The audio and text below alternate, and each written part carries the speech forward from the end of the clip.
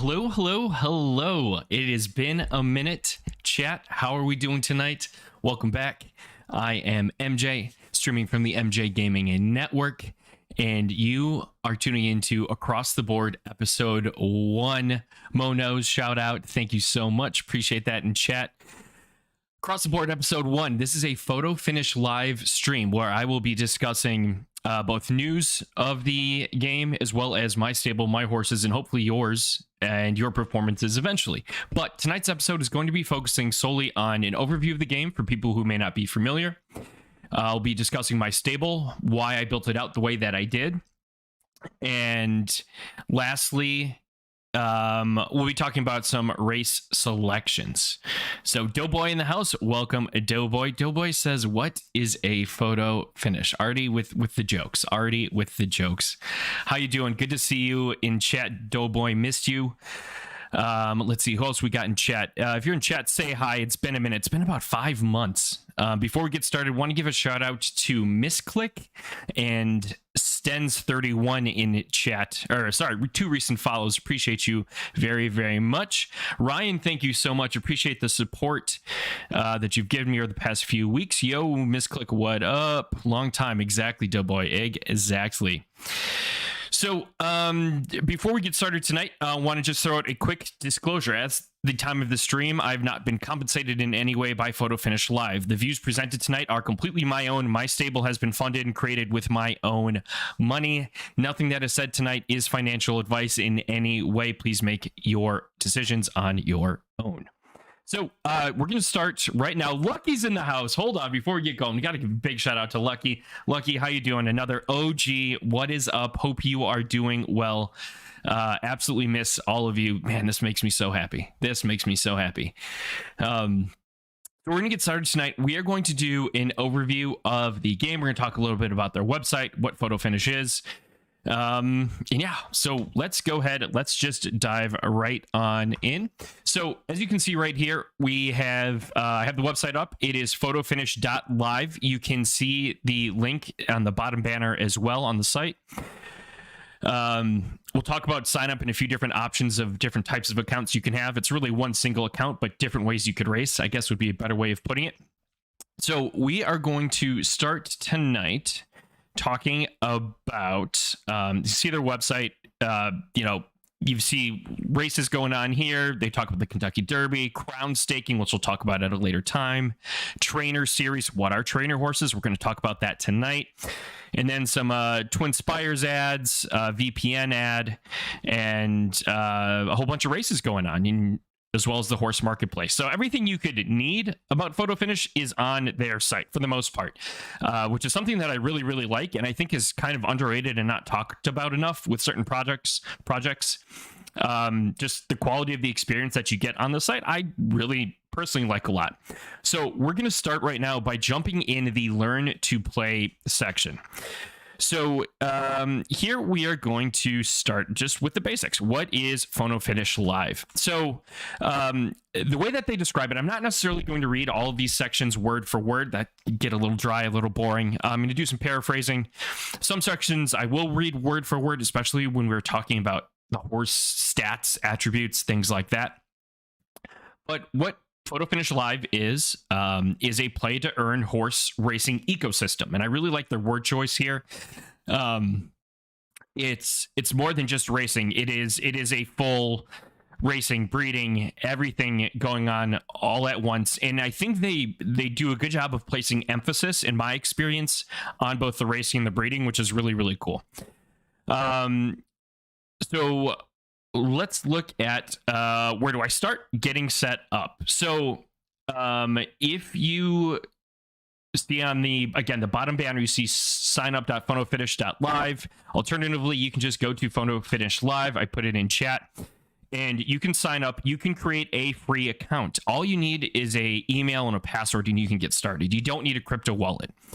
When you do that, you're going to get what is called a trainer horse. Trainer horses race in free races. You don't have to deposit anything. You don't have to put up a credit card, nothing like that. You just have your horse, you're ready to go, name it, start throwing it in races. It's a really good and almost kind of frictionless opportunity for you to get into the game, try it out before you decide if you want to, take it a step further and maybe buy yourself a horse. Got to give a big shout out to Hi Hat. Thank you so much for showing up. And OG, another true OG in the house. Golden Glow Master, how are you doing? Hope all is well. Absolutely, brother from another mother, 100%.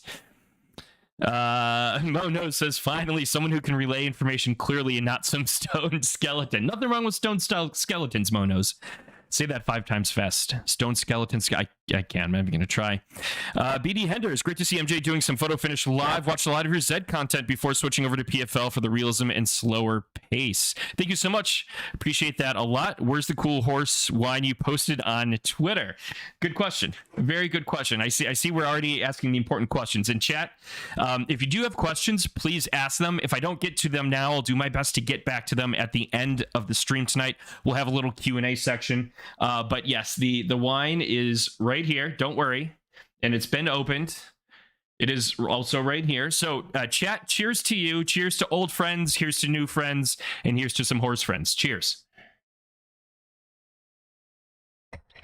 I'm too stoned to say stone skeletons that fast. Lucky. Love it. Love it. Love it. Cheers. Thank you so much, Hi Hat. So like I said, go here. You can create an account. No credit card needed. Email, password. You get a free horse. You can put in free races. And we'll go over that a little bit more because I have a free horse as well. And we'll talk about those differences a little later. But it is very frictionless to sign up and to get started. So if you're curious about the game, but not sure if you want to spend any money, that's a great way to dive into the ecosystem. As they said, I love that word. And really get to know and understand Photo Finish Live. I got a friend on board the other day, and he, I think, messaged me in 5 minutes that he was done. So pretty cool. So let's go back now. Let's start talking about the ecosystem right down here. Generation 0 tickets. We're going to jump around. We're not going to go through every section. Again, I'm not trying to bore you. I'm trying to hit some highlights, some really important parts here. So, Generation 0 tickets. Where do these horses come from? Well, they come from these tickets. These tickets were created from their PFP project. They had PFP sires and dams. You could combine them if they had matching attributes or matching traits. You can see right here, qualified these matches, and then it turned into a specific type of ticket. Now, this will go into a lot more detail, but they kind of outline this. They say right here that it's an early version of the breeding tool. Note the matches field. Attributes and preferences both have a 3-unit max to boosting. This means within a grade, being A is a grade, we'll talk about grades in a little bit, every attribute on a ticket ranges between 0 and 3, and likewise for preferences. This means there are 9 total stat fields to a ticket. Maximum boost for a Gen 0 ticket, which is what these are, is 27, so 9 times 3. However, this overall boost scores apply within a horse's grade only. The grade is always the baseline racing ability of the ticket. Boost score applies at the top of the baseline to provide an edge. Okay, so let's slow down, digest that a little bit. What does that mean? So we're going to talk about grades in a minute, but you see right here, this horse has a grade of A. Okay, so that's an overall sum, like an average of a horse's abilities. Now let's take these stats, these 6 stats right here: start, speed, stamina, finish, heart, and temper. All of those stats are going to have a bonus along with the skills. So left, right turn, grass or dirt track preference, or soft or firm condition preference between 0 and 3. So you'll have an average of an A, but then you're going to have 0 to 3 boosts layered on top of that A. So in theory, a with no boosts is theoretically better than a B+ with max boost. Now there's going to be some nuance to that. Take that as very much a generality. But basically what I'm trying to get at here is the boost layer on top of the grade. Think of them as like a secondary set within that grade. So next we are going to talk about horse basics. We are flying through this. I love it. All right, chat, if you are not in Photo Finish Live, let me know. Be curious to see how many people are in Photo Finish currently versus not. Horse basics. So horse grade, we talked about that. So in the image we just saw, the horse had a grade of 8. So grades range from D to C to B to A to S to SS to SSS. And within those, there are plus and minuses. So you have a total of like 21 different grade variations. And then within those 21 grade variations, there are up to 27 boosts that could be applied, which is wild to think about when you think about just the math behind the variance of horses. And then within those boosts, I'm sure there's more granularity to that. So you have a lot of depth within the horse ecosystem. And the grades are based on their genetics. Mo knows, never heard of it. I didn't think so, Mo. I didn't think so. D being the lowest grade, and SSS being the highest. Horses' attributes, start, speed, stamina, finish, heart, and temper, are all graded as well, though these can't be seen until retirement. Which I think is kind of cool. So you're not getting all the information up front, and I think it adds a really cool element of discovery to the experience in racing these horses. Each of these grades shows the strength of the horses in a specific trait. The horse's grade is the average of its attribute grades, as we discussed. Grades are a range. S grade is not a single number, but a range of numbers. This is important right here. 2 horses with S grade start will have very similar start, but may not have the exact same value. So it's like saying I got an A on a test, but I scored a 92, and Golden Glow Master got an A on the test, and he scored a 96. Like, they're not the same. They're both A's, but they're not the same. So that's kind of how I think of it, how I process that. So next we're just going to go right down the list, because this section to me is one of the most important. What is a fleet figure? So starting in beta v2, they introduced this concept called fleet figures. Fleet figures, simple calculation. Every time a horse runs, they receive a rating based on their time, adjusted for the race and the track. And the collects the numbers and uses a rolling average of the last 3 races to evaluate a horse. Higher numbers are better. Only top-tier horses will cross the 100-point mark. Every horse that has run at least one race will have 4 numbers. So you're going to have the overall fleet figure, then you're going to have an early, a mid, and a late. Now, you see the numbers here, 55, 76, and 102. I think those are actual fleet figures, but those have been adjusted in game right now to be the position at that stage of the race. So when they're in the early stage of the race, you know, this might say 5. Then mid might say 2, late might say 1. Your late figure is usually where you end at, so that means I would win that race. So how do we use fleet figures? Basic. So again, higher number is better. Closer to 100 or over 100 is fantastic. A horse with a higher number has proven that it can hit a better time than its competitors. Note the emphasis on can. Just because a horse has was incredible in one situation does not mean it is incredible in all of them. Still, it is a good place to start. Checking the early, mid, and late fleet figures is step 2. Unlike the overall fleet figure, which tells you about the horse as a whole, these figures give you some information about what the horse is good at. While it's a simplification, horses with better numbers in one category are probably better at races that match. A great early performance will shine in short races, and a great late performance will shine in longer ones. What up, Stens? Absolutely. More than happy to. So then advance. So next level of strategy. It's time to check a horse's previous races. Every fleet figure corresponds to a specific race. If you compare the features of that race, distance, surface direction, condition, you learn a lot about what the horse is specifically good at. Try comparing recent sprint early numbers to recent late numbers. You may find that fleet figure changes by quite a few points. That's valuable information. So now this gets really good. I really love this last paragraph and then the common traps to avoid. I think this is the key of the fleet figures page once you understand the concept. Thank you, Ryan. I appreciate that a lot. Another thing to look at is how the number changes over time. If it's wobbly, why does it change so much?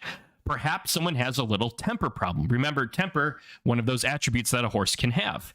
I also like the cheeky little emoji usage. Is it slowly arching up or down? The horse is aging. There's a lot of advantage to be gained paying attention to the little things, so see what you can do. Common traps to avoid. Fleet figures are recent. Make sure the course conditions in this race match those of the last 3 races before putting down your wager. You won't know if you don't try. Fleet figures are only informative of what a horse has done. If a horse is showing bad numbers, is it because it's a poor performer, or is it just poor at some links? Don't forget to try other races before you sell. Fleet figures are recent part 2. You can make a horse look pretty bad if you run it in unsuitable conditions. It's not impossible to get 3 bad numbers before entering a race. Make sure you check your full fleet figure chart before you fall for a cheap trick. So, again, let's digest this for a minute. Fleet figures I view as an overall kind of benchmark of where your horse could perform. Just like any athlete and in-game you're watching, Giannis isn't always going to, maybe not the best example, Drew isn't always going to put up, 30 points a game, but he might have somewhere he does pretty well, and he might have a pretty high average baseline. So think about it in kind of those terms. Just because you run the exact same distance, exact same conditions every single time, your fleet figures are going to change because of things like temper, because of things like competition, maybe the size of the race. We'll talk about that in a little bit too. So if you were to evaluate a horse based off of a fleet figure right now at this time, the way I would think about it is the horse running at its correct preference for turn, direction, for type of track, and for track condition? Okay, so if that's true, has the horse been run at multiple distances? How have those fleet figures varied? Then I would try and do some sort of alignment with fleet figures and performance, and does it click? Does it make sense? And then ask myself, do I see opportunity, and is the potential cost worth it in my mind for that opportunity? It just kind of slowly break it down step by step. Now, if the horse has consistently bad fleet figures and has only run in 4, 5, and 6 furlong races, and it's only run on dirt and right turning and hard tracks, and the preference is dirt, right, soft tracks, then maybe you have something either with the track condition or the distance to consider. So keep all those things in mind. Again, none of this financial advice, but highly recommend you really think about these fleet figures on a deeper level when doing your analysis. Sowers, thank you so much for that compliment. I really appreciate that. So next we are going to talk about attributes and preferences. Absolutely love this. I've mentioned this a few times now, but if you are new and just hopped in, horse attributes are start, speed, stamina, finish, heart, and temper. Each horse in Photo Finish Live has 3 preferences. So surface, dirt or turf, direction, dirt or turf, direction, left or right, and condition, firm or soft. Every horse has a greater star count in each of these traits, which determines the strength for that trait. So, in thinking about these 6 attributes, I view 2 of them. I view one of them as short. One of them is short, mid. One of them is mid. One of them is mid-long, and then one of them is long. Let me make sure I did that. Let me pull up my breakdown quick on the side here. Attributes and preferences. Yeah, I've got one short, one is short mid, one is mid-long, and one is long. Sorry, I added some extra ones in there. So start. Now, this section I am going to read word for word because I think this is really, really important to understand. Start is the speed at which the horse leaves the gate. It is most powerful stat at 4 furlongs, but quickly drops off in longer races. So in my mind, again, I'm not saying this is fact. I don't know this to be fact. So take this with a grain of salt, but I view start as one of the short-term preferences or attributes of a horse. Sorry, attributes. Speed is the pace of the horse once it gets into its stride. It's strong at short and middle distances, but drops off when the races get too long. So I view this as the kind of short to mid attribute. Stamina. Stamina is the horse's ability to keep running as it gets tired. The longer race, the more important it is.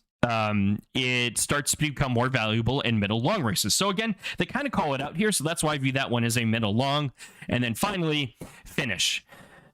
Finish is the horse's ability to push for the finish line after a hard effort. It is strongest stat at 12 furlongs, but it doesn't become important until the longest distances. So that's why I kind of viewed it as start is short because they say it's most powerful at 4, finish is long because it's most powerful at 12. And I kind of view these as, opposite sides of the short, mid, long for speed and stamina in terms of how they could affect things. Again, I don't know if that's 100% true, but that's just my take. Now we get to the fun ones. Heart and temper. Heart is a horse's competitive spirit. Horses with strong heart prefer to compete against big fields in important races. The tougher the competition, the more effort a horse's heart will give. However, if the competition is weak or the race is irrelevant, the horse may not run very hard. So for this, I kind of view this almost as a clutch gene of sorts. And trying to use like some sports analogies here. So heart is like the go big or go home. They want the big races. They want the shot with 2 seconds left. They want to be up to bat, bottom of the 9th. Like they want that pressure, and they can perform in that pressure. Now, again, will that happen all the time? Maybe, maybe not. But it sounds like there would be a likelihood of better performance in bigger races, possibly even tougher races for a horse that has a lot of heart. So is heart necessarily always a good thing? Maybe, maybe not. I view it more as a strategic thing to look at. Love the clutch gene analogy. It's like Jimmy playoff Butler. Oh, don't get me started. I'm a Bucks fan. That was painful, but at the same time, that was beautiful to watch. But I think that's great. Yeah, it's like Jimmy Butler coming in. Jimmy Butler's playing with a lot of heart. I love that. I love that. Temper. So temper is the horse's ability to focus and put effort into the race. Horses always have better and worse days, but a well-tempered horse rarely gets shaken and doesn't drop off as much when it does. So temper, I view as like consistency. If temper's low, it may not run as consistently, may not perform as consistently. If temper's high, it may be more consistent. Again, I'm treating it as a likelihood. I don't know. I haven't seen under the hood. I don't exactly know how all these stats work, but that's kind of the way I interpret it personally. Though he denies that's a thing. Surface. So 2 types of surface, dirt and turf. Pretty straightforward there. Direction, left and right. Pretty straightforward. If the horse isn't suited to the preference or surface or direction, they will receive a penalty. Condition. There are 5 track conditions in Photo Finish Live. Fast, good, yields or yielding, soft, and sloppy. Firm horses prefer fast or good track. Soft horses prefer sloppy or soft. And all horses run decently well on yielding tracks. Horses that aren't suited to the condition of the race course will run more slowly. Now, this is something that I admit I don't fully understand, so I could be off, and don't necessarily quote me on this, but the way I kind of take this or think of this is if I'm a horse, if I own a horse that has a soft preference, obviously I want to go sloppy or soft, hard, I want to go fast or good. Yielding to me is interesting because I wonder, I don't know at all, but I wonder if a horse that has a weaker condition boost or preference, could they possibly run better on the yielding track than horses that maybe have a super strong soft or super strong hard or firm condition? So I think that's something that I've been I don't know, but it's something I've been thinking about a lot. So Chad, if you have any thoughts on that, let me know. Would love to hear them. BD Hender, sorry to bring up the bad memories. He used to be on my Bulls, so tough for me, but fun to watch. Nice, I didn't know you were a Bulls fan. I love him or hate him. I am a huge Pat Beverly fan. So go Bulls. I can root for the Bulls. I saw the Bucks Bulls play twice this season. Yeah, as long as the other stats are high. That's a good point, Sowers. Really good point. Weaker surface pref definitely want to hit yielding as long as stats are high. Right. So if I'm weaker on condition, but I'm also weak on direction and surface, it's not going to matter as much. I think the perfect yielding, just kind of piggybacking off what Sowers is saying there, is that you want to have high surface, high direction, and then that condition, if that's low, really hit yielding. All right. So next we have. We're going to talk horse status. We're going to go over these attributes and preferences with my stable as well, so you can kind of see it actually on a horse in action. And we'll review some of my races. Excuse me. Horse status. So you've got 3 statuses, 4 statuses technically: ready to race, recovering, and exhausted. So ready to race, ready to go for it, go big or go home. Recovering, you've run recently. You can register for races or be sold. However, if you race before recovery ends, it has an increased risk of becoming injured. So you can sign up before recovery ends, is how I'm reading this. But if you actually race before the recovering ends, you increase your chance of becoming injured. Exhausted, you've raced very recently. You can't register for races, but can still retire for breeding or be sold to other players. Now, I've also heard that if your horse is age 2 or 3, racing during recovering stage doesn't matter. So you can, at least at this point in the game, so you can go ahead and run that horse to your heart's content. Injured. A horse that's injured needs to heal before it can race again until the time has passed and its medical bill has been paid. You can pay this medical bill on a horse's page. As an alternative, injuries do not prevent retirement or breeding. So if you're just chilling and you're injured, your horse is still going to age. And there comes a cutoff point eventually where your horse has to retire. So that's something to think about. And they say it right here. Some players choose this option if continuing a race does not seem worth the cost. So if your horse isn't running great, you may want to retire it, may try and breed up to try and get a better foal, better offspring. And it may not be worth you to pay that fine at that time. That fee, I should say, not fine. Retired horses cannot register for races. It can breed, be sold on the market. Male horses can also be put in the stud market, where players can use them as breeding partners by paying you a fee. Pregnant. A pregnant horse is a mare carrying a foal. It cannot breed or register for races, but it can be sold with the pregnancy. Ooh, that's kind of fun. Get a little twofer. On the market, foals will arrive in the beginning of the season after pregnancy. So again, digesting this a little bit. Age 2 or 3, you can race during recovering. You want to make sure your race runs, if you're older than 3, at the ready to race time. So you can register when you're recovering or exhausted, but ideally you'd want to be ready to race, have that condition when your race actually runs. Injured, that becomes a real kind of game time decision. Do you retire your horse? Do you keep racing your horse? Do you pay that fee? What does that look like? How much is it? I don't know. Retired. So once a horse retires, you can't race it anymore. You can't bring it out of retirement, but that opens up breeding. So a few things here that make it different than some of the other games that are out there. One, you can't just spam races over and over and over again. There is a cooldown period of approximately a day, at least, that you have to go through. So that can help with varying competition a little bit. If you're more strategic with the races you enter, that can be helpful.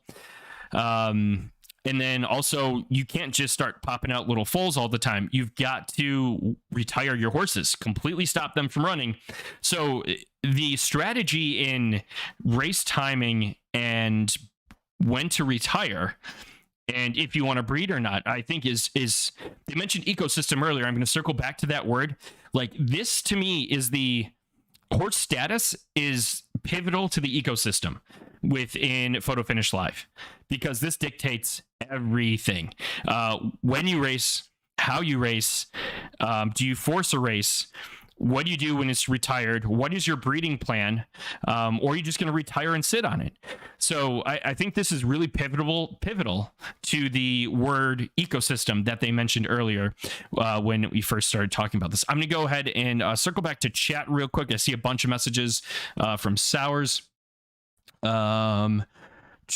Sours has a 3 left, 2.5 turf, 1.5 soft A. It's a sprinter, and I run on fast yielding to make up for being less preference stats. Love that, Sours. Love that. BD Henders says, agree with Sours. Seems to help, but was up for debate and may have changed with versions. I thought it was for sure in earlier betas. BD Henders says, note, they are very communicative with any racing math changes, and even have a signature at the bottom of each race to see if there's any change or what version it was. Love that. Absolutely love that.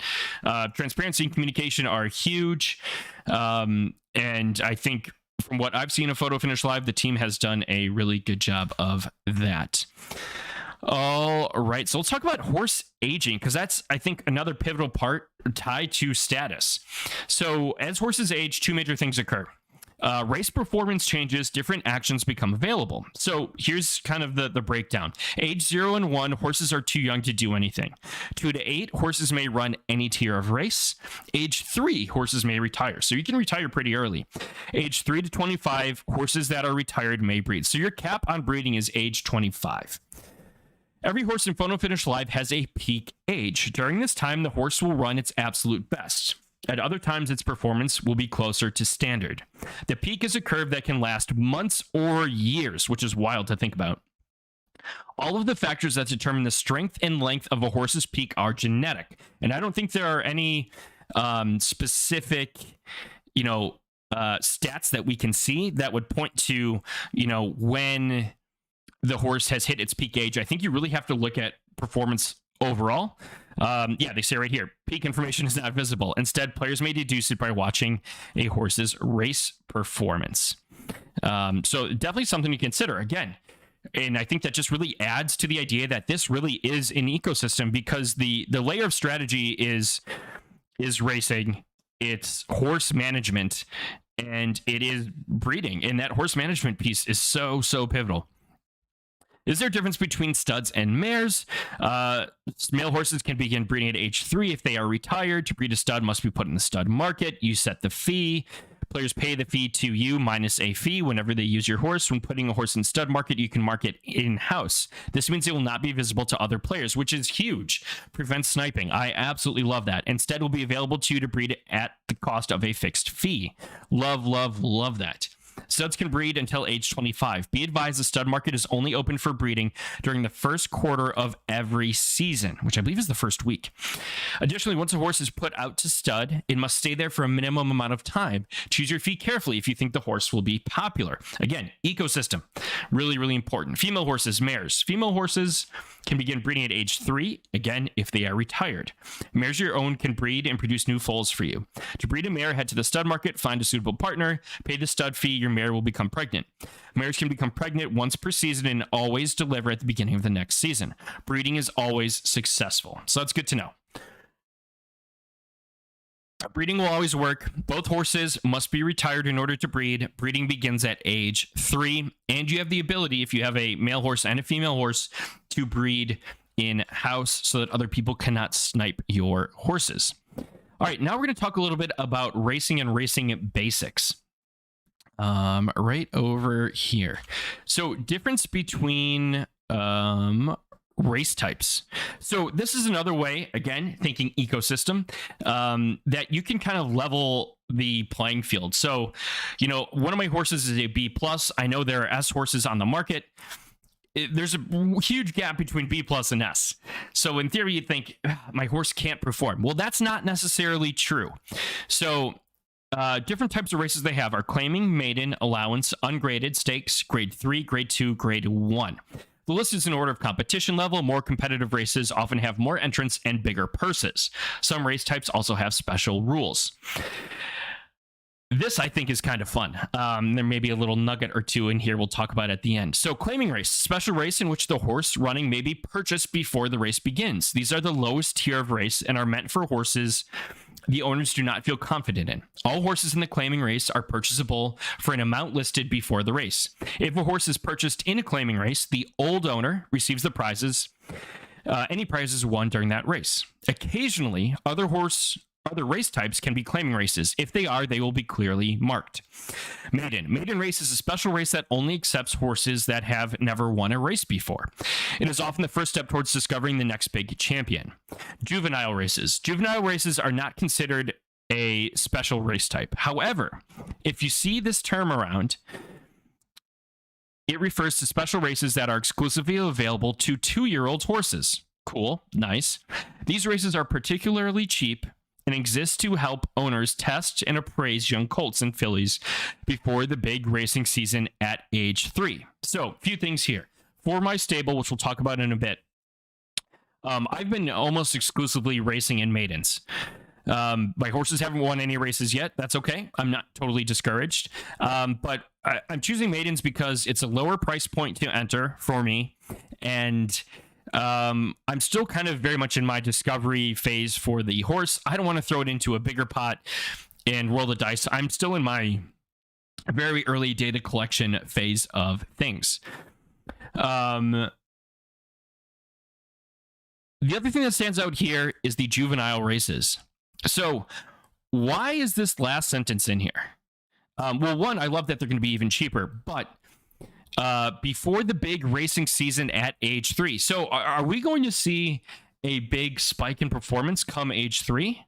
And that doesn't necessarily mean it's always going to be positive, but are we going to see things really evolve in age 3? Is that going to be the case for age 4, 5? Or is age 3 really where things start to kick off? I think this inclusion at the end here is really, really interesting. Again, I don't know for sure, but it's something that just stood out to me. And next we are going to talk about, we're going to jump all the way down to morning line odds.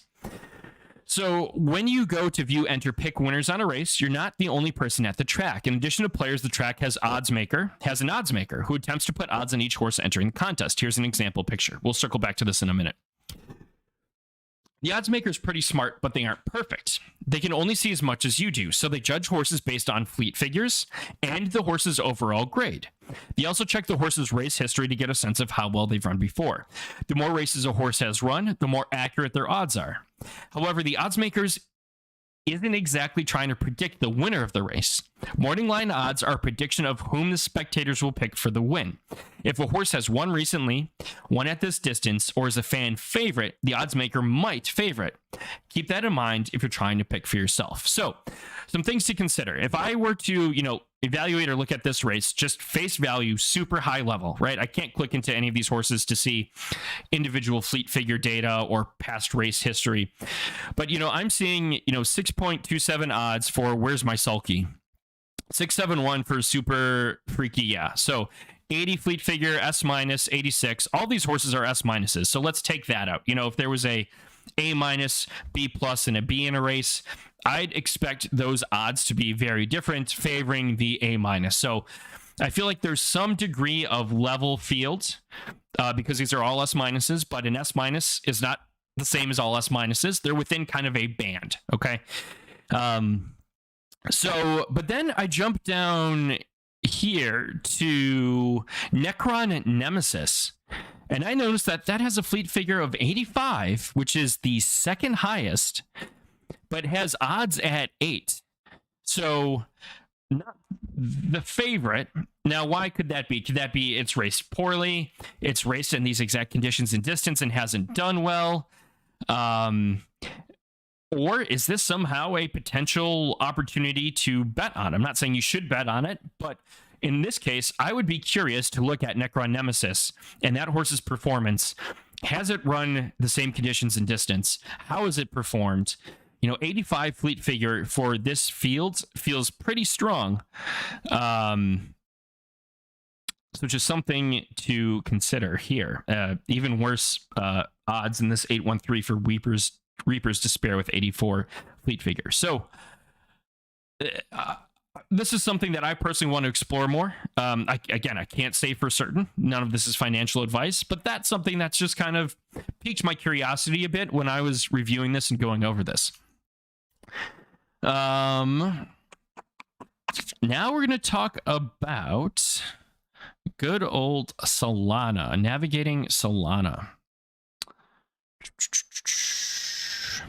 So the tickets that we talked about earlier, those were able to be purchased for Solana. Solana is a blockchain. I know some people really don't like Solana. They feel it's not necessarily a great or strong blockchain. Some people feel differently. I don't know. I'm not super educated enough to have a super strong opinion. I know there have been some times where Solana has, I think, either slowed down or shut down. But it's also very cheap and it's very, very fast. And obviously I use it because I bought 2 tickets. The wallet that I use, it's this little ghost up here, is Phantom Wallet. I really like it. It is my personal, again, unbiased, not compensated, but it is my favorite crypto wallet that I use. They also give instructions for buying Sol. I'm not going to walk you through that here right now. But again, I just think they do a good job of outlining everything you need to do in order to get set up, connecting to Magic Eden, how to fund it. Definitely check this out. So if you feel that this is something that you want to get into and you have the funds to do so, this is the page I would recommend you take a look at in order to get set up on Solana, get USDC, which is used for Derby, and get ready to go. Solana at its worst is 100 times faster than ETH and Bitcoin combined. It is very, very, very fast. Mo knows for sure. Oh, yes. Now we get to go to a fun part. All right. So we are going to talk now about the team. Who is Third Time? So Third Time is the company behind Photo Finish Live. Third Time Entertainment is an Orlando-based independent game studio founded in 2015 by Ian Cummings with co-founders Paul Fleetwood and Brian Fleming. All three founders have worked for 15 plus years in the game industry, with senior leadership positions held at Electronic Arts, Zynga, Rochambeau, and FanDuel. Their previous work includes Photo Finish Horse Racing, released in 2015. It was one of the most popular horse racing mobile games in history, with over 13 million downloads to date. That's insane. Absolutely insane to think about. The follow-up sequel, Horse Racing Manager, released in May of 2018, was featured multiple times globally at the top of the app stores. The team has since expanded to include a wide array of talent and experienced members. And with a successful funding round closed at the end of 2021 and their early success within the blockchain space, Third Time is positioned at the frontier of a massive convergence of gaming and tech with battle-tested, veteran team and proven product. So, thank you so much, Monos. I appreciate that. So, a lot of crypto projects are people that have an idea, and I'm not trying to shame or bash them. And they come together around an idea, and being on the blockchain allows them to create and realize their vision and also raise money at the same time. And that's beautiful, and I love that. I think of, some people in 2112. Like I love that founding team. I think they have a beautiful vision and they've done some really nice things. And just really good, genuine people. This, though, is a little backwards in terms of how crypto play to earn NFT games have come about, in that they have the game experience going back to 2015, and now they're layering blockchain on top of it. Dead Drop, Dr. Disrespect's platform or game, a very similar type model, a lot of gaming experience, and they're layering NFTs on top of it. So I actually, if you click the link, you can go to the Third Time page, and if you scroll down, you can see the staff and advisors. I picked out just a handful of people that really stood out to me based off of things that I know. And all their LinkedIn profiles are there. So just to kind of go through it and just show you their backgrounds even deeper. Start out with Ryan, if you're still in chat. You are my number one. Big fan. Ryan and I have been talking since Zed days. As you can see right here, he worked for Virtually Human, head of content for 1 year and 2 months. He also worked as a sports columnist for Miami New Times, news writer for Talk Media LLC, and content team lead. So you look at Ryan, you say, okay, well, he has a background in sports, background in writing, background in content, and he's doing content. He's been doing this since 2021. Breaking news reporter, Uproxx 2017, ESPN radio host 2015. He's been in content since 2015. And now he's doing content for Photo Finish for a Third Time. Paul Nierenberg. So he is the game designer currently for Third Time. Been there for 3 years and 10 months. Worked for Epoch Games as a lead game designer, level designer, puzzle designer, lead designer, Oracle Threads of Fate.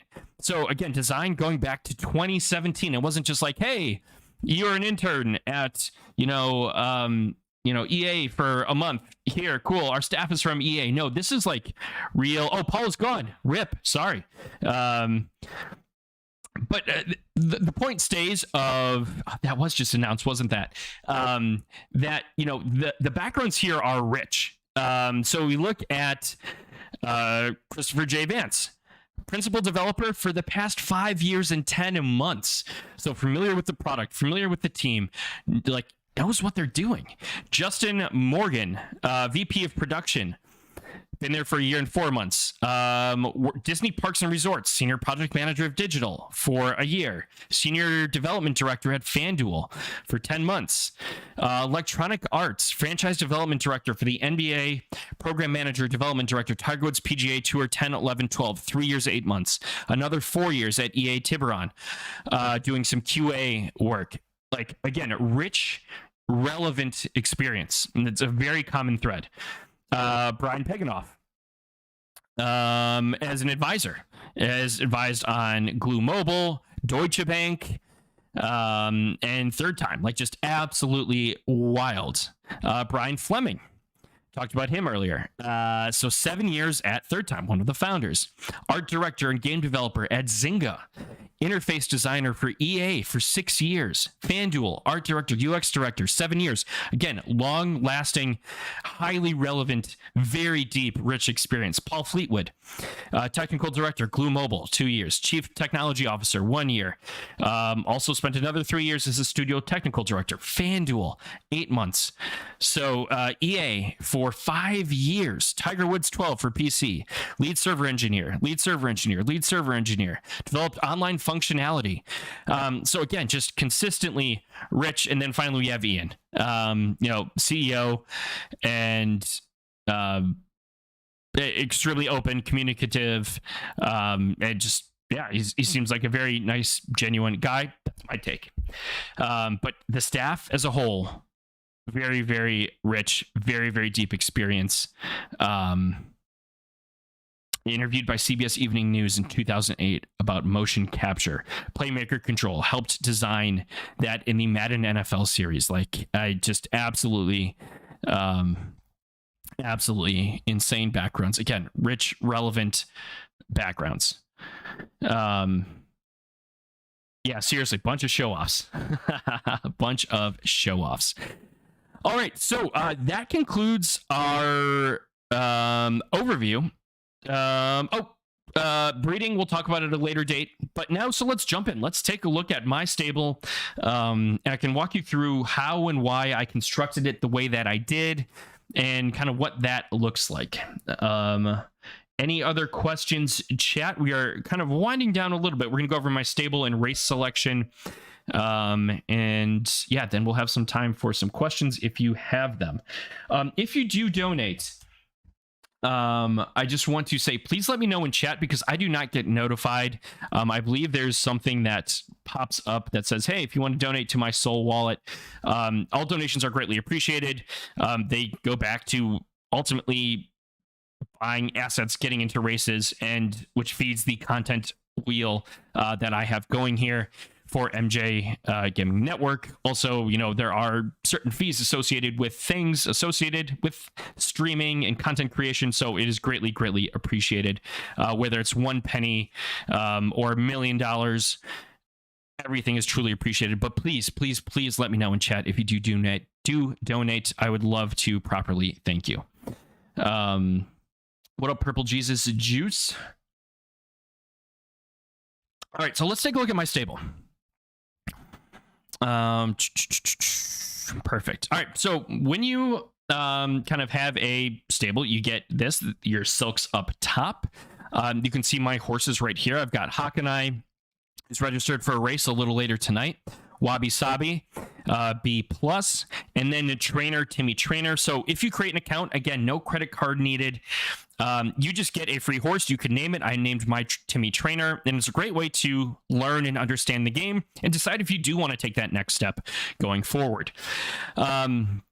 So why did I pick these horses? Hakanai was the first horse that I got. I got him as a ticket. I participated in a few rounds of the beta. There's the Sol address for Sol USDC. Thank you, Nightbot. So Hakanai is a colt with an A- grade, which you can see right up here. Surface preference is turf. Direction left, condition soft. Overall boost, which we talked about earlier, there's a max of 27. Hakanai has 22 and a half, and he has 2 out of the 5 attribute matches. His start boosts are 0. His speed is 3, stamina 3, finish 3, heart is 3, temper is 2, direction, as you can see here for left, is 3. The track is 3, and the condition of soft is 2.5. Wabi-Sabi, B+, also turf, left, and soft, but has 24.5 boosts with 3 PFP attribute matches. Start of 2, speed of 3, stamina of 3, finish of 3, heart of 2, temper of 3, direction of 3, as you can see here, track of 2.5, as you can see here, and then condition of 3. So I started with Hakanai because at the time, for myself, in my budget, I thought he was a good mix of performance and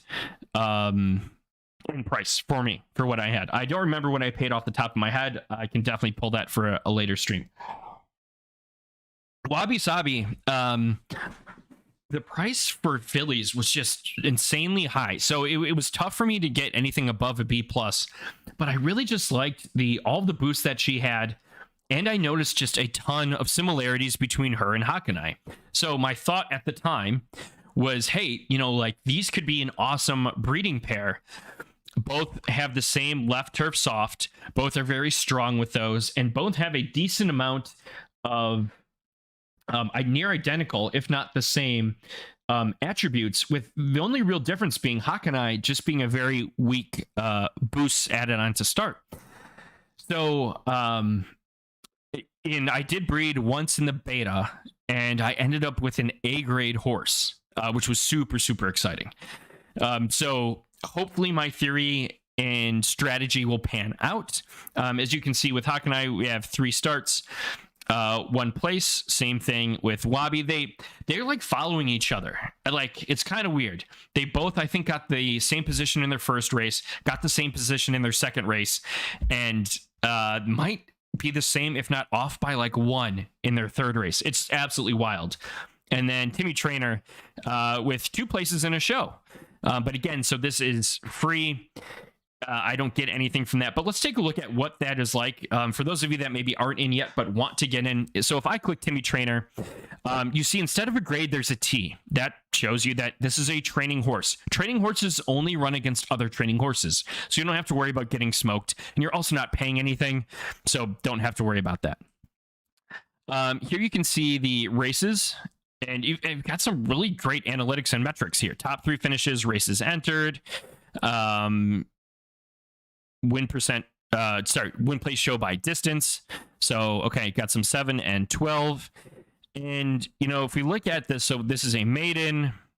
Here's an allowance race, maiden, restricted stakes, and artist allowance. For me, this doesn't matter as much because you're only racing against trainer horses and there's no fee associated with it. So I'm just kind of throwing him in.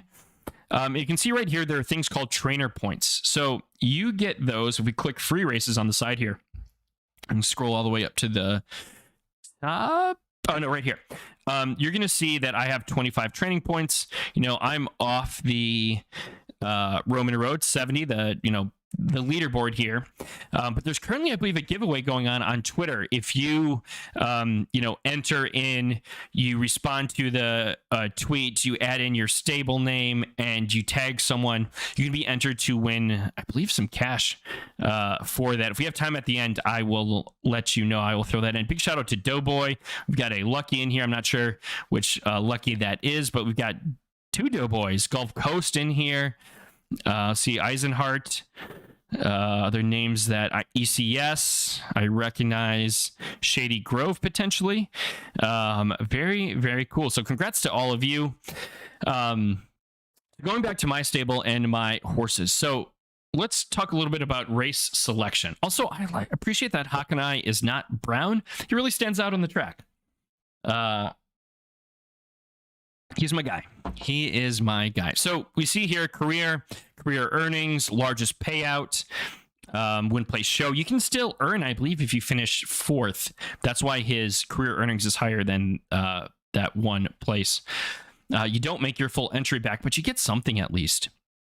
And so if we look at the previous races here, and this is some early musings on strategy. Again, this isn't certain. This is just my speculation. Thank you, Mo. I appreciate that. And Hakanai appreciates that too. So you can see I finished 5th at 12, 9 furlongs. Here's my entry fee, the time, weight carried, nothing. Fleet figures 4, 8, and 5. So why did I choose this race first? Well, with Hakanai having 0 boost to start, I didn't want to do a short race. So that to me eliminated. What up, Sly Raven? Thanks for popping in. Oh, I missed some things in chat. Ryan, thank you so much for the $28 tip. Greatly appreciated. Next cheap bottle of wine on me. All right, chat, we're doing another bottle of wine next stream.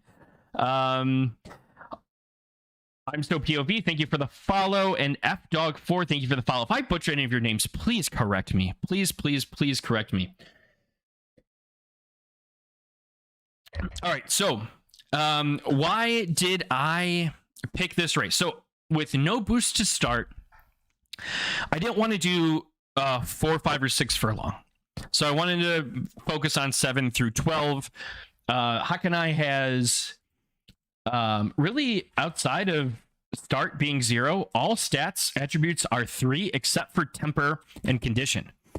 So I felt like I kind of had some just the world was my oyster once I got past 6 furlongs. And again, that's not definite. That's just in my head. 6 furlongs. That's a cutoff for short.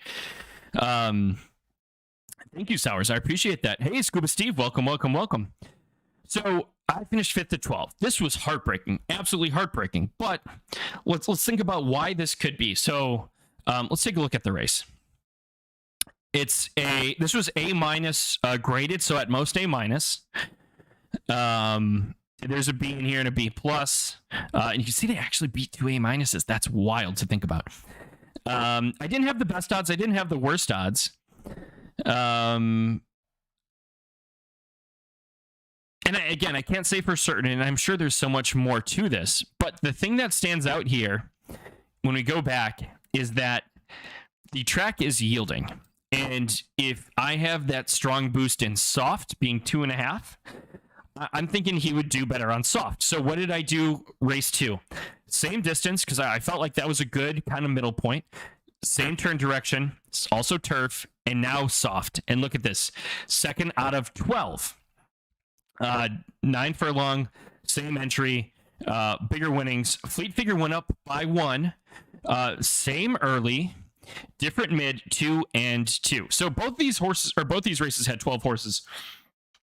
Excuse me. But outside of individual competition, the other big difference here is soft versus yielding, which is more in Hakanai's favor. Then here we go with race 3.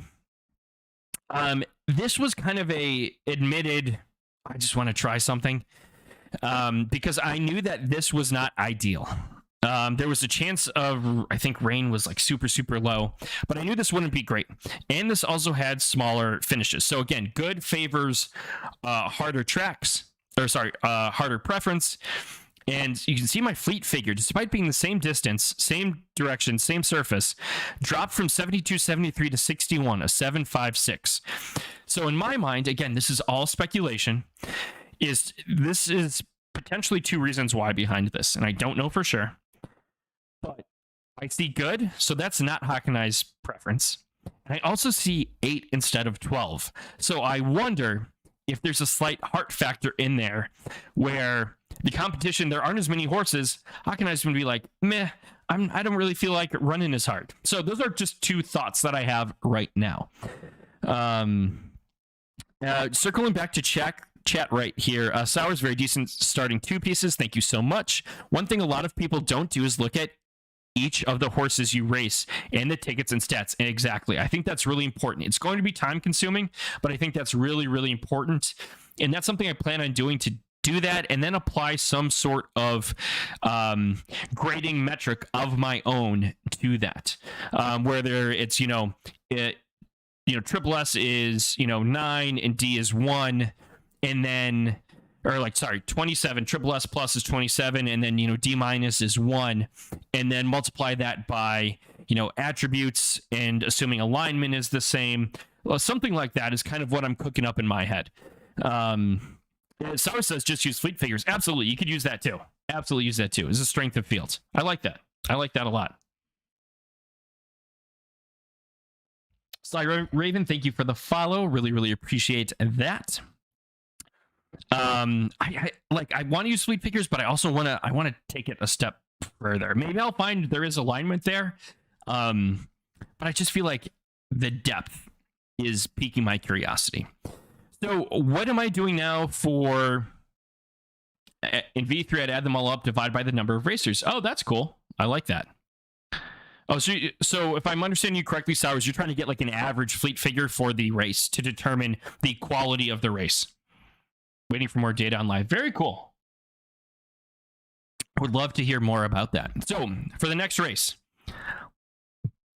we are racing in 56 minutes. I don't know if we'll be on then. If we are on then, I'll be more than happy to show it. But my headset just turned off.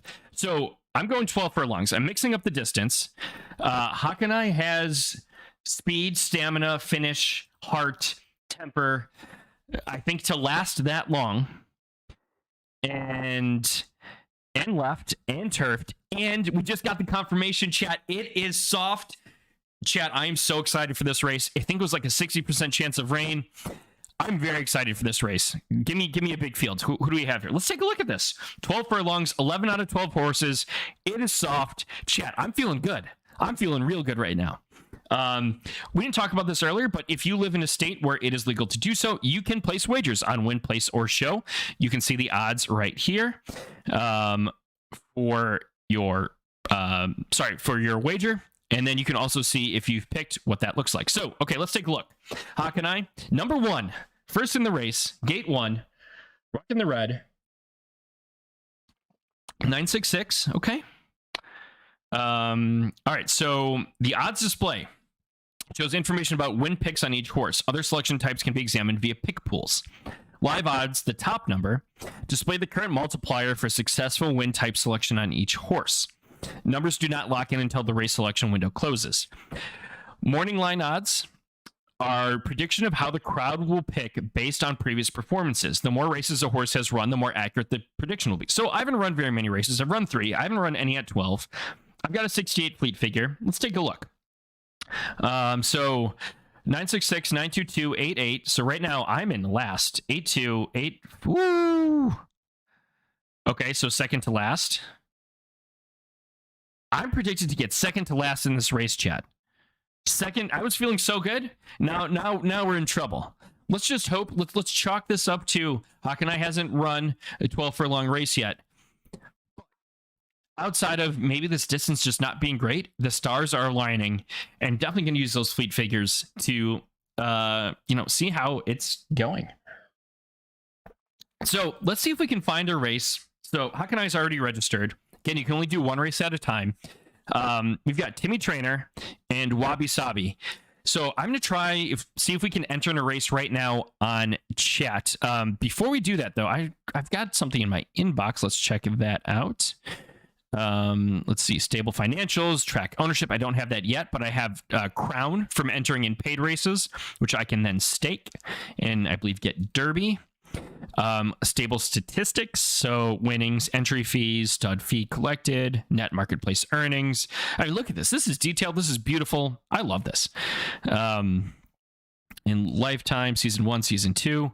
My picks, you can see I bet on Wabi-Sabi to show, and it did not go over well. And then inbox, what do we have? Order expired. Oh, okay. For Derby. And then here's the where you can set up your silk. So I got to set up my stable name. I got to upload my logo. I got to choose all my colors, all the hex colors. Website is so clean. And then you got to pick the style. Yeah, it's the design. Like, you can tell people are experienced who are working on this. Oh, it can also hide balances as well. That's kind of fun. All right, so let's go back to my stable. Let's look at Wabi. So she has left turf soft B+. She's recovering, but she's only 2 years old, so I don't have to worry about injury. Looking at past performance, 5th of 6 and 7 furlongs, 2nd of 9 and 9 furlongs, 5th of 7 and 9 furlongs. So again, we're looking at soft yielding difference there. 7 horses, 9 horses. Has a decent heart, has 2 of heart, has 3 temper, 3 direction, 2.5 track. That's not going to be that big of a deal. 3 condition though. So condition really matters a lot, I would think, against speculation for Wabi. So that could be, I mean, especially if you look at this, look at these fleet figures. So 57, not great. So I went a little longer. And again, this was yielding. This is soft. This is yielding. Ends 5. Started off great in this race. I don't know what happened. Is gate preference a thing? Chat, let me know. I would like to hear more about your thoughts on that. But second, 115. Like, I know on paper Wabi-Sabi isn't my best horse, but damn, does she get me hyped? Like, look at these. Look at these early mid. Like, this one, I almost had a heart attack watching this race, especially, and then my heart just broke and shattered at the end. No gate prep. Thank you, Purple Jesus Juice. Appreciate that. So, like, man, that crushed me. But I mean, I felt good about this, right? Felt good. So yielding. So I'm thinking right now, just looking at this, fleet figure shot up. We're at a longer distance. But doesn't have the same condition that I would like.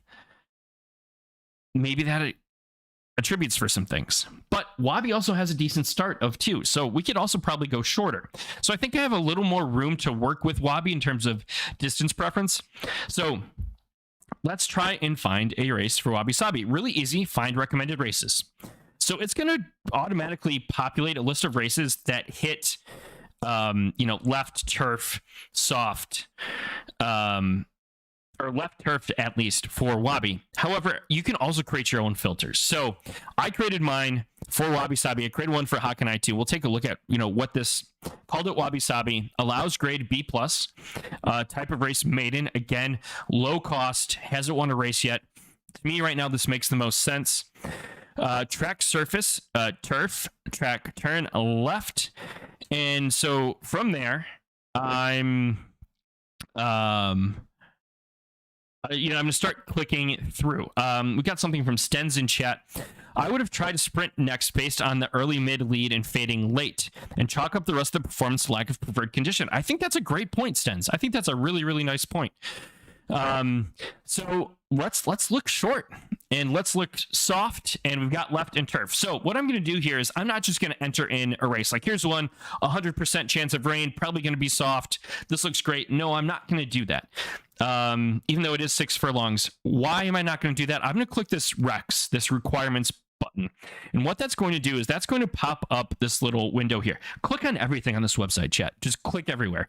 You can see maiden. It'll that actually brings to the race, but click the Rex because it has a little eye. Grade at most S-.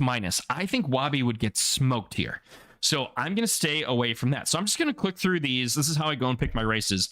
I've got an idea in my head of my ideal distance, my condition, my direction, and my track type preference. So now I'm just going to I'm looking for B+ here. A- I might consider. But I only see 20% chance of rain. Probably wouldn't be soft. I'm probably going to pass on it because I just don't think it's a great fit. I'm looking for that Cinderella slipper fit for my horse. And this is close, but it's not it. Another A-6 at 40%. And then with me as a rule of thumb, this isn't based on anything, but I look at, because I want soft, 60% plus chance of rain. I mean, yes, it could happen with lower, but here we go. Oh, that's 12 furlongs, A-. That's, no, that's not the one Hakanai's in. 9 furlongs. So this one doesn't have that requirement, a little different. So we're definitely going to pass on that because that's just open field. That would be a slaughter for poor little Wabi. A+. All right, so we've got a B plus here with 40%, 8 furlongs. That's tough. That's May 19th. So that's in a few days still. So I'm probably going to hold off just because there is some time there. See if new races get added in. But to, Sense's point, I want something short. I want left turf. I want a high % chance of rain, and I want this grade at most to be B+. That is my dream race for Wabi. Let's see if we can just get in a free race quick. Free entry, 5 furlongs. I need to find Timmy just so we can see if we can get in a race experience for you. Looks like we might have some short preference here for... Oh, but then this kind of throws me a little bit. I might try short with Timmy Trainer. I want short, right dirt, soft. So this will be right dirt. And then... That's long, though. 5, right dirt. That's tomorrow. But it'll close. If I enter this, it'll close. So take that with a grain of salt. No, I appreciate it though, and I think that's important. And this is, I appreciate this, and I want this for my community. If you have ideas, if you have thoughts, chat. Don't be afraid to share them. It's not necessarily wrong unless there's proof or the team has said that is not the case, or strong evidence against it. If there is, I'm going to bring that up. I won't necessarily shoot you down, but I want my community to, share thoughts. Let's all, I've said this before in previous streams, let's all grow together. And all really learn from each other. So I might pass. This one looks kind of fun. Tomorrow at 11:12, we won't get on tonight, but this is probably going to be soft. 4 furlongs, dirt, right. I'm doing it. I'm entering. So again, at least we'll see the entry screen. You see the horse. Yep, this is the horse I want to use. Confirm entry.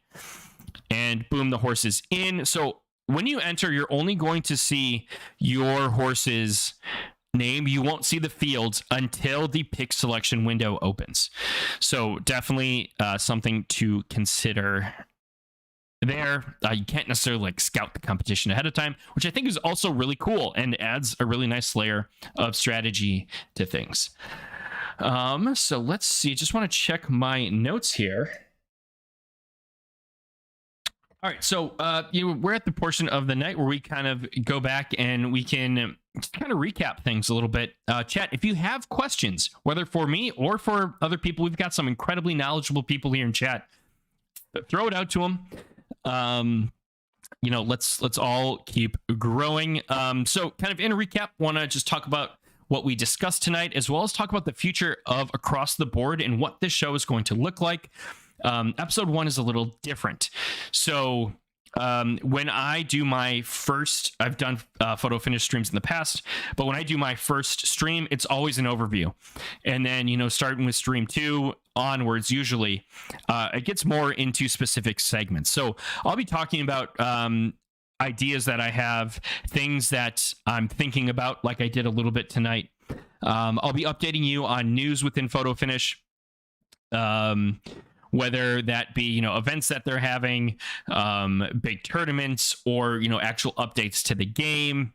I'll be talking about my experience with my stable. You'll get updates on my horses. So you can, even if we don't race on stream, you are going to be racing along with me. So again, if you are one that is hesitant on signing up or just wants to do the free, I encourage you to live vicariously through me, to, learn more about the game and how my experience is going.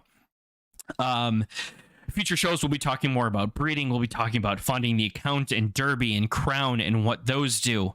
I plan on having interviews. So people in the community, if you are interested, even if you haven't done content creation before ever, if you are interested in coming on stream with me sometime, please let me know.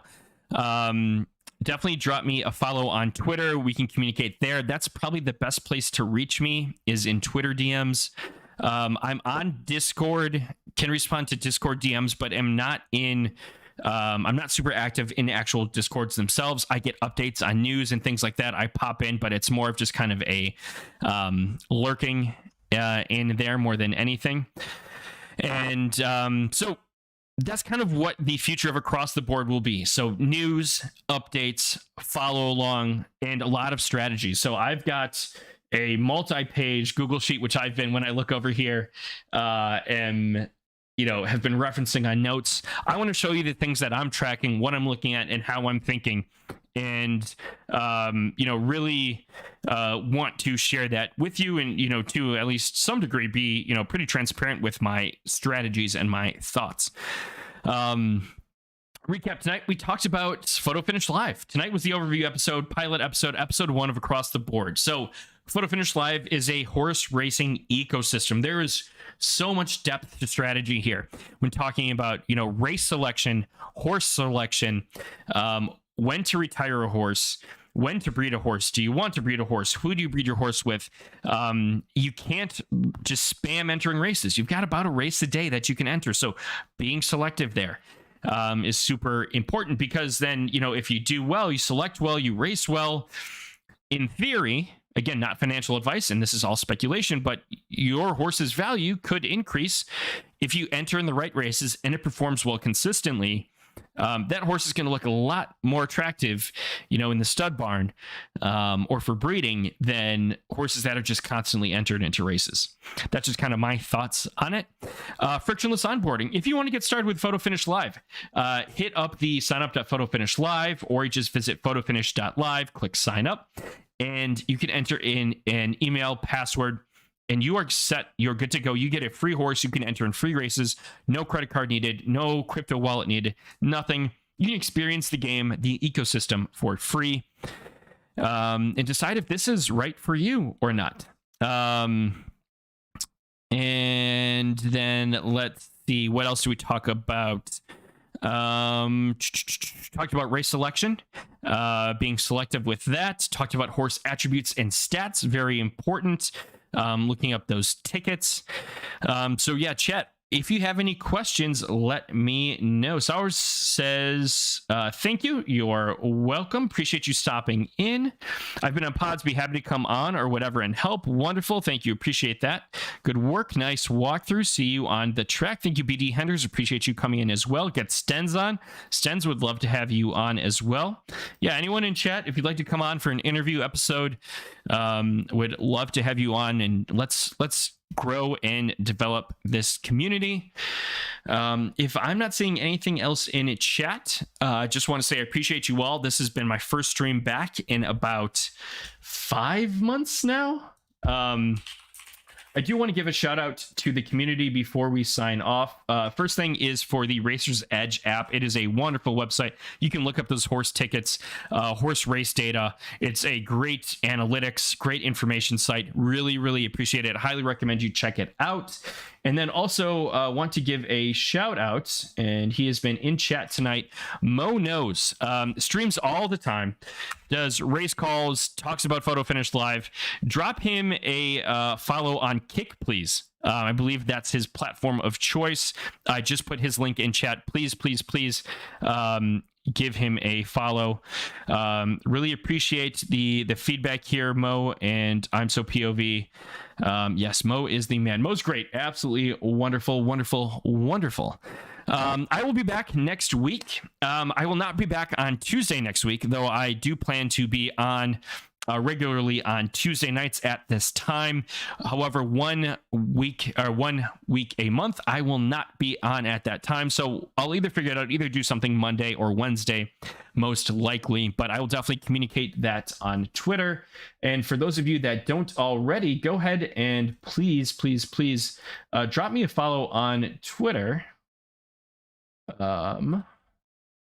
I'll throw this in chat. Get updated on some things that, I tweet out related to this and other crypto games that I make content for. But also see my stream announcements. I put out a little itinerary of kind of what I'll be talking about that night early on in the day, so you can get a heads up of kind of what to expect in each show going forward. Photo Finish Ryan, thank you so much. BD Henders, great race calls from Mo. Check it out. Love that. And I love, please continue to support each other. This is, it's about the community. That is what is most important. All right. So, chat, we've been on for just over an hour and 20 minutes. Appreciate you all for being here.